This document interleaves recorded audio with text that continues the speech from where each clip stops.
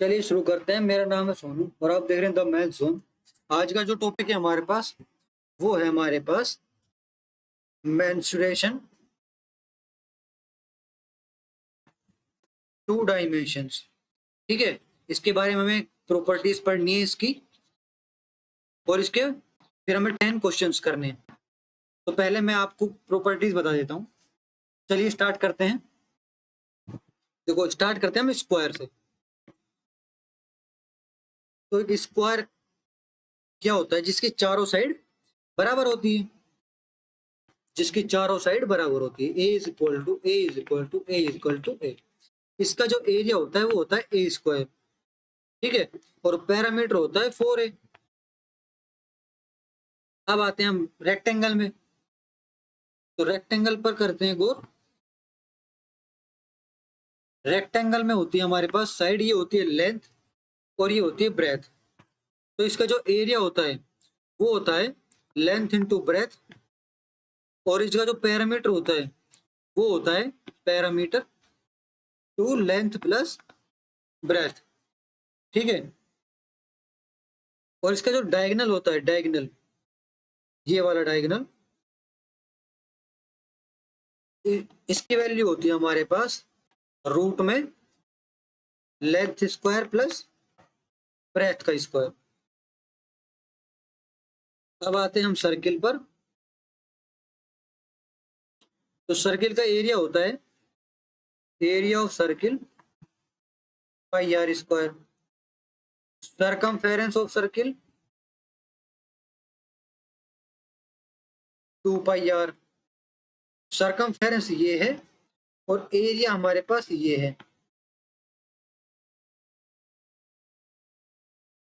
और जो सबसे बड़ी कोण होती है सर्किल की, जो सबसे बड़ी कोण होती है ना सर्किल की, वो होती है डायमीटर। ठीक है, और सर्किल के बारे में अब मैं एक और चीज बता देता हूं आपको, जो थोड़ा मेन है। अब क्या मेन है वो देखो। एक सर्किल है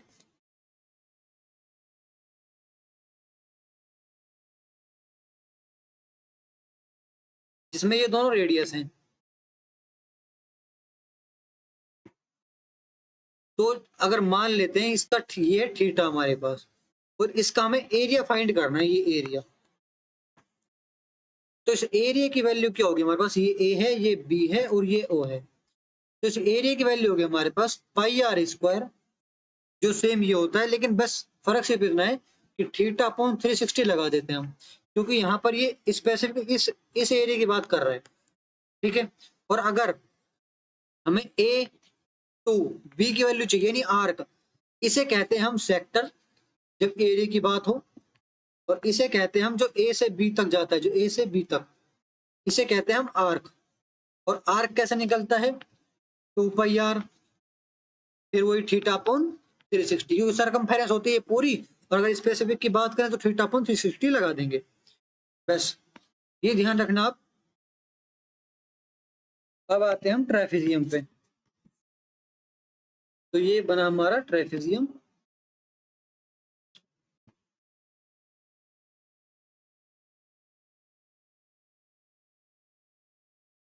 ये ए है हमारे पास, ये बी, ये सी और ये डी। अब जो इसका एरिया निकालें, एरिया होता है half sum of parallel side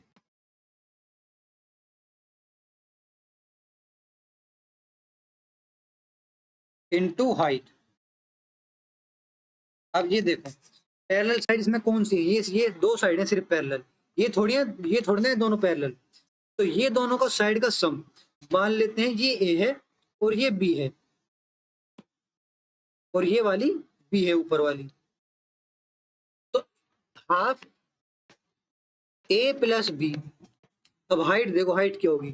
height होगी ये यहां से और यहां तक, ये यहां से और यहां तक, ये होगी हाइट की वैल्यू इनटू हाइट। ये ध्यान रखना है यहाँ पे। ठीक है, अब आते हैं हम पैरेललोग्राम पे। तो पैरेललोग्राम क्या होता है, ये देखो, ये है हमारे पास पैरेललोग्राम ए बी सी और डी। अब इसका एरिया देखते हैं। एरिया होता है हमारे पास इसका simple base into height, base into height. इसका पैरामीटर क्या होगा, मान लेते हैं ये ए है, ये बी है, ये सी, ये भी ए हुआ फिर, ठीक है, और ये बी हुआ। तो पैरामीटर होगा इसका 2a प्लस बी। और इसका डायगोनल कैसे निकालें, इसका डायगोनल का वैल्यू होगी हमारे पास रूट में ए स्क्वायर प्लस बी स्क्वायर। क्योंकि देखो यहां से डायगोनल खींचा हमने, तो नहीं, यहाँ पर ये 90 डिग्री नहीं बन रहा, हमें ये देखना पड़ेगा कि ये ट्राइंगल है कैसा। ठीक है, तो ये ट्राइंगल है हमारे पास, ये पूरा बन जाएगा स्केलेन ट्राइंगल। क्योंकि देखो ये साइड भी ए है और ये साइड बी है और ये डायगोनल कुछ भी सी निकलेगा, तो तीनों साइड अलग अलग है। ठीक है, तो हम डायगोनल फाइंड नहीं कर सकते, अगर डायगोनल दिया गया हो तो है नहीं, वरना तो हम पैरेललोग्राम की जो डायगोनल है ना वो फाइंड नहीं कर सकते। ठीक है,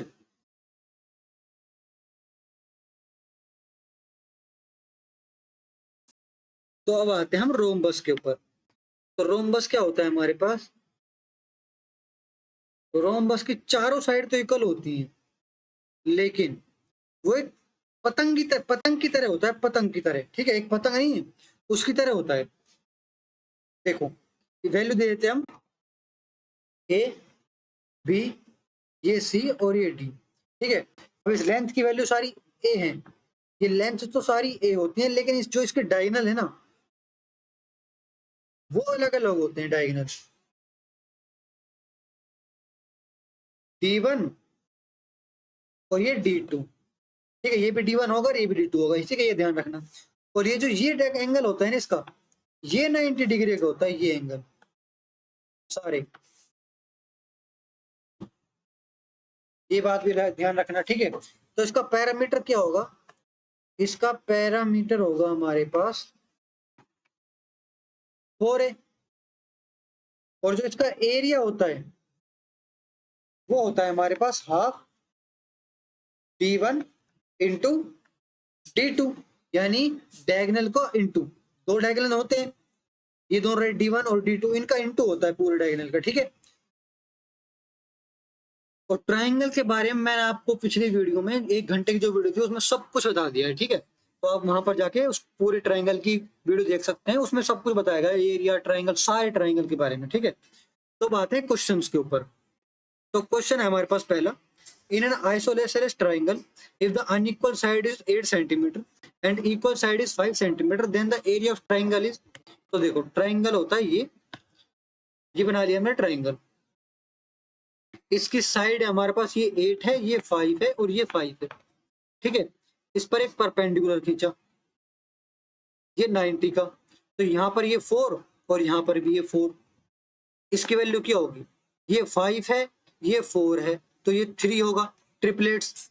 ठीक है, तो अब देखो क्या होता है formula, half base into height. Base कौन सा, ये पूरा बेस, हाइट कौन सी, ये 3, तो हाफ 8 इंटू 3, ये हो गया 12। नेक्स्ट क्वेश्चन देखते हैं हम।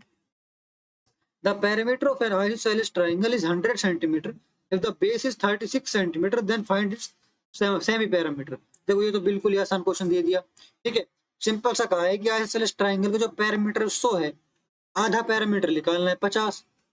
Next question, a triangle is painted on a wall with its base parallel and it's equal to the lower side of the wall which is 12 feet. The triangle covers 72 feet square of the wall. Find the height of the triangle. देखो ये क्या कह रहा है, मैं आपको बना के बता देता हूँ। ये है एक वॉल, और देखो, और ये है एक ट्राइंगल, ये है एक ट्राइंगल, ये ट्राइंगल, ये दूसरी साइड, और ये है तीसरी साइड। ठीक है, अब जो ये जो साइड ये है कौन सी, ए बी, वो पैरेलल है, ये सी डी लिख देते हैं इसको, ये सी डी के, इसको हम लिख देते हैं पी। ठीक है, ई और एफ। तो ये क्या कह रहा है कि जो lower side of the wall 12 feet है ना, यानी इसकी वैल्यू हमारे पास 12 फीट। ठीक है, और जो इसका एरिया है, इसका मतलब ये हुआ कि हाफ, बेस की वैल्यू है 12, और हाइट हमें पता नहीं है ट्राइंगल की जो हमें निकालनी है, और ये पूरा एरिया है 72। सिंपल है ना, ये से 6 कट जाएगा, ये कट जाएगा हमारे पास 12, हाइट आ गई हमारे पास 12। Next question, one of the diagonals of a rhombus is 70% of the other diagonal. What is the ratio of the area of rhombus to the square of length of the larger diagonal? तो देखो, एक rhombus है, अब rhombus की आपको पता ही है, ये ऐसा रोम्बस होता है काइट की तरह।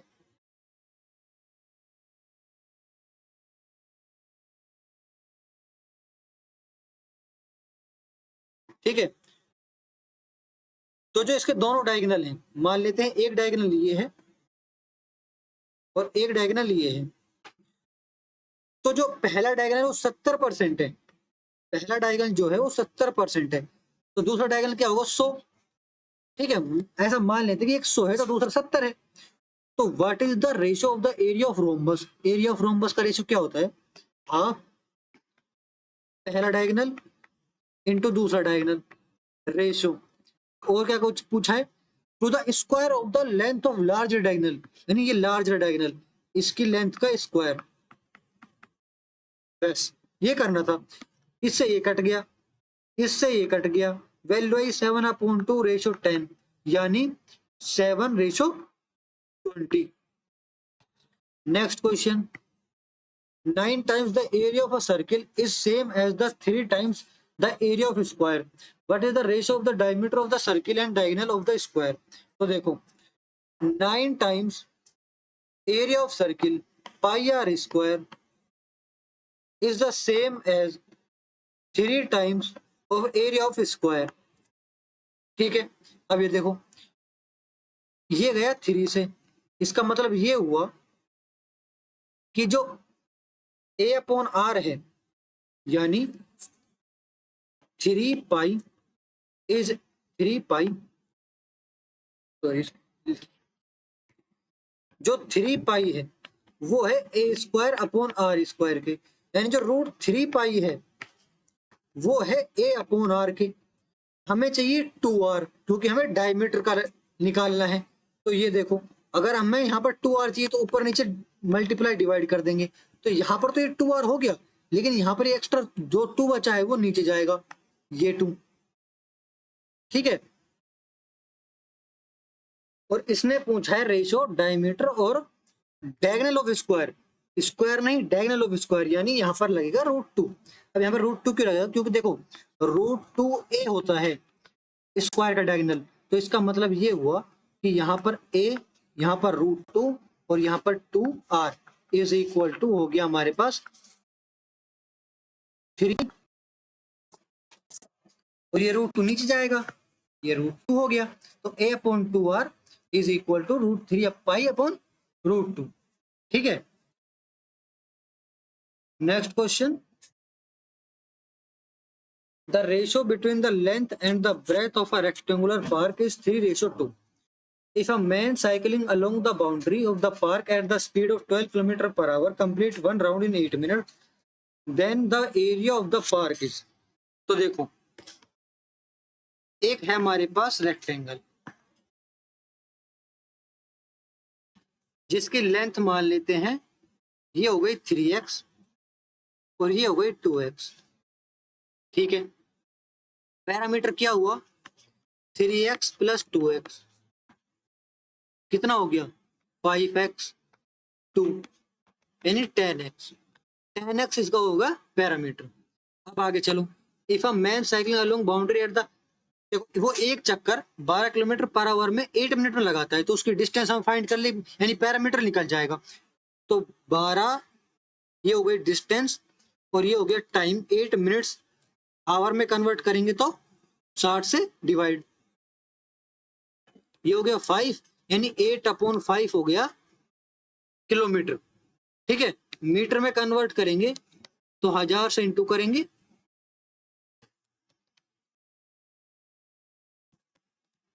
ये हो गया 1600 मीटर। और 10x जो होता है वो होता है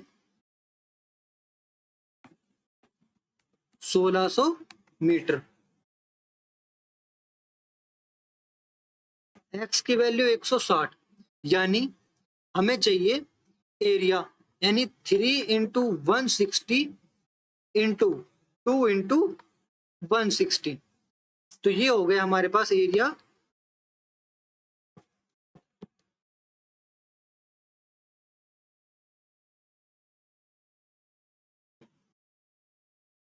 हमारे पास वैल्यू आई 153600। Next question, the perimeter of a rectangle is 30 centimeter. If the length of the rectangle is twice of its breadth, then what is the length of its diagonal? तो एक रेक्टेंगल है,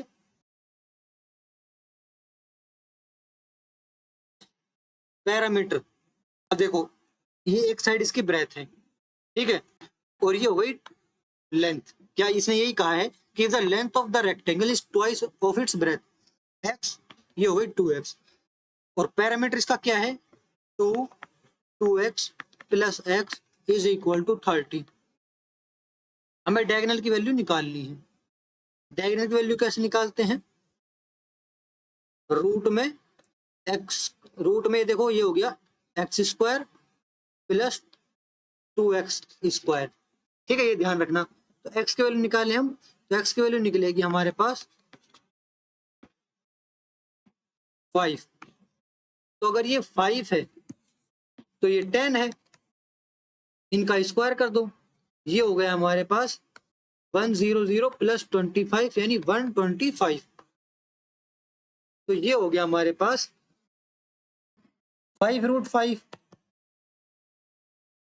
next question, the perimeter of a trapezium is 104 centimeter and each of its non-parallel side is equal to 20 centimeter.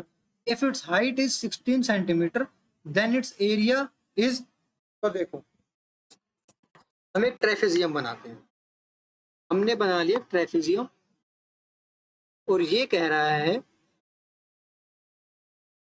इसकी height भी बना लेते हैं हम, इसकी हाइट है ये,